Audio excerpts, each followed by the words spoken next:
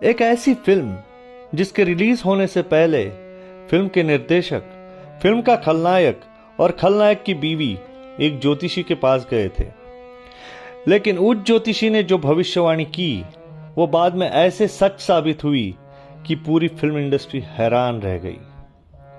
फिर सालों बाद जब उस फिल्म के खलनायक का निधन हुआ तो एक अनजान महिला उसके घर पहुंची और उसने परिवार को एक ऐसा राज बताया जिसने सबको भावुक कर दिया। इसी फिल्म की शूटिंग के दौरान एक दिन गाने में काम करने वाला कलाकार सेट पर आया ही नहीं और निर्देशक इतना नाराज हो गया कि उसने कह दिया, अगर वो कल भी नहीं आया तो उसका रोल मैं खुद करूंगा। लेकिन सबसे बड़ा रहस्य अभी बाकी है, क्योंकि जिस क्लाइमैक्स को आज भारतीय सिनेमा के इतिहास का हिस्सा माना जाता है, असल में फिल्म का अंत वैसा था ही नहीं। रिलीज से ठीक पहले ऐसा क्या हुआ कि पूरा क्लाइमैक्स बदलना पड़ा, और कैसे ये फिल्म सिर्फ एक फिल्म नहीं पर भारतीय सिनेमा की सबसे बड़ी दास्तां बन गई। ये कहानी है शोले की। नमस्कार, मैं हूं सुधांशु और आप सुन रहे हैं दिल नए गीत पुराने, जहां हम हर हफ्ते खोलते हैं पुरानी फिल्मों और गानों के अनसुने किस्सों की एक नई परत।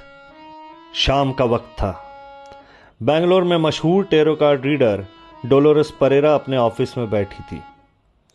उसी वक्त शोले फिल्म के निर्देशक रमेश सिप्पी, कलाकार अमजद खान और अमजद खान की पत्नी शैला खान उनसे मिलने पहुंचे। तीनों के मन में सिर्फ एक ही सवाल था, क्या हमारी फिल्म चलेगी?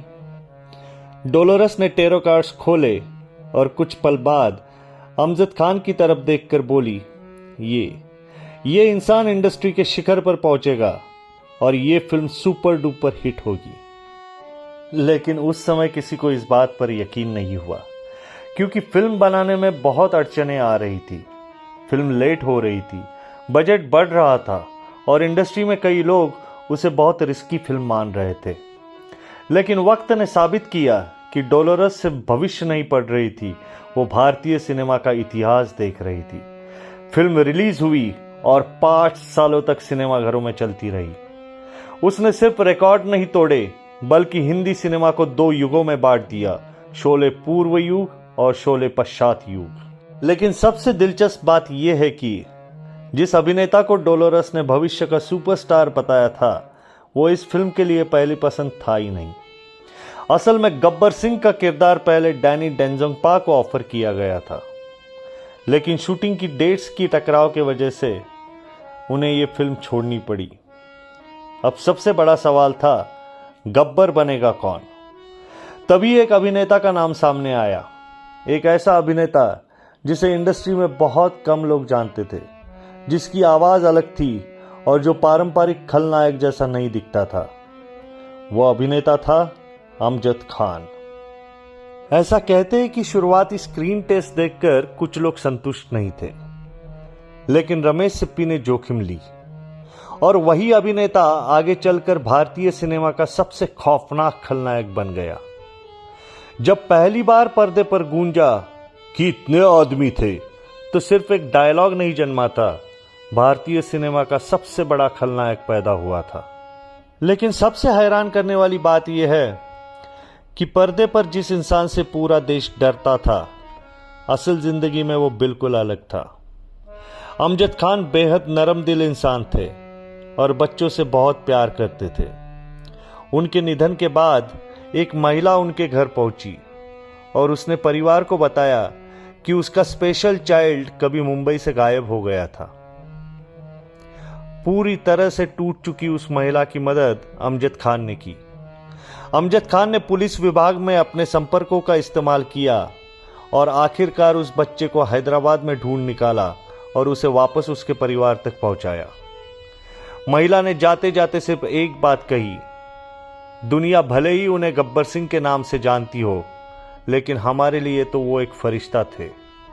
और शायद यही वजह है कि शोले सिर्फ अपने किरदारों की वजह से नहीं, बल्कि उनसे जुड़े इंसानों की वजह से भी अमर हो गई। लेकिन पर्दे के पीछे शोले की दुनिया उतनी शांत नहीं थी।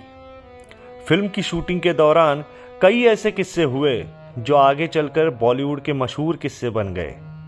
उन्हीं में से एक था महबूबा महबूबा गाने की शूटिंग का ये किस्सा। इस गाने की शूटिंग के लिए पूरे 5 दिन तय किए गए थे, लेकिन शूटिंग के पहले ही दिन जलाल आगा सेट पर पहुंचे ही नहीं। पूरा सेट तैयार था, लाइट्स जल चुकी थी, कैमरे तैयार थे और पूरी यूनिट घंटों से इंतजार कर रही थी, लेकिन जलाल आगा का कहीं कोई पता ही नहीं था। धीरे धीरे रमेश सिप्पी के सब्र का बांध टूटने लगा। कहते हैं कि शोले की सेट पर बहुत कम बार ऐसा हुआ था जब रमेश सिप्पी अपना गुस्सा खो बैठे हो, और ये घटना उन्हीं चंद किस्सों में से एक थी। आखिरकार गुस्से में रमेश सिप्पी बोल पड़े, अगर वो कल भी नहीं आए तो उनका रोल मैं खुद करूंगा।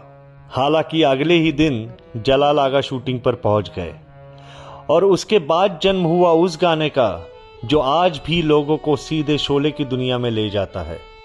धीरे धीरे फिल्म की शूटिंग पूरी होने लगी। कलाकारों को एहसास होने लगा था कि वो किसी साधारण फिल्म का हिस्सा नहीं है, लेकिन किसी को अंदाजा नहीं था कि सबसे बड़ा ड्रामा कैमरे के सामने नहीं बल्कि फिल्म रिलीज होने से ठीक पहले होने वाला है, क्योंकि जिस क्लाइमैक्स पर रमेश सिप्पी को सबसे ज्यादा गर्व था उसी पर सेंसर बोर्ड ने आपत्ति उठा दी। शोले के ओरिजिनल क्लाइमैक्स में ठाकुर गब्बर को पुलिस के हवाले नहीं करता, बल्कि अपने कीलों वाले जूतों से उसे मार डालता है, और उसके बाद ठाकुर वीरू के कंधे पर सिर रखकर रो पड़ता है, क्योंकि जिस बदले के सहारे ठाकुर जी रहा था वो बदला पूरा हो चुका था। रमेश सिप्पी दिखाना चाहते थे कि बदला इंसान को जीत तो दे सकता है, लेकिन उसकी जिंदगी वापस नहीं लौटा सकता। लेकिन सेंसर बोर्ड ने इसे जरूरत से ज्यादा हिंसक बताया। उनका कहना था कि एक रिटायर्ड पुलिस ऑफिसर कानून कभी अपने हाथ में नहीं ले सकता। रमेश सिप्पी इस क्लाइमैक्स को बदलना नहीं चाहते थे, यहां तक कि वो कोर्ट जाने के लिए भी तैयार थे, लेकिन उस समय देश में इमरजेंसी लगी हुई थी। कोर्ट केस लंबा चल सकता था और फिल्म में बहुत पैसा लग चुका था। आखिरकार रमेश सिप्पी को भारी मन से वो क्लाइमैक्स बदलना पड़ा, और फिर शूट हुआ वो क्लाइमैक्स जो आज पूरी दुनिया जानती है, जहां पुलिस आती है और गब्बर सिंह गिरफ्तार हो जाता है। लेकिन शायद इसी वजह से शोले सिर्फ एक फिल्म बनकर नहीं रही, वो एक याद, एक जुनून बन गई और भारतीय सिनेमा की वो दास्तां बन गई जिसे हर पीढ़ी अपने तरीके से जीती है। आने वाले कई दशकों तक जब भी भारतीय सिनेमा का इतिहास लिखा जाएगा, उसके पन्नों में कहीं ना कहीं शोले हमेशा जलती रहेगी। शोले सिर्फ पर्दे पर नहीं जली थी, उसके पीछे अनगिनत कहानियां धधक रही थी, और उन कहानियों का सफर अभी खत्म नहीं हुआ, पर बाकी किस्से फिर कभी। अगर आप भी भारतीय सिनेमा की ऐसी अनसुनी और अनकही दास्तानों का सफर जारी रखना चाहते हैं तो चैनल को सब्सक्राइब जरूर करें, क्योंकि यहाँ हर कहानी के पीछे छुपा होता है एक नया एहसास। धन्यवाद।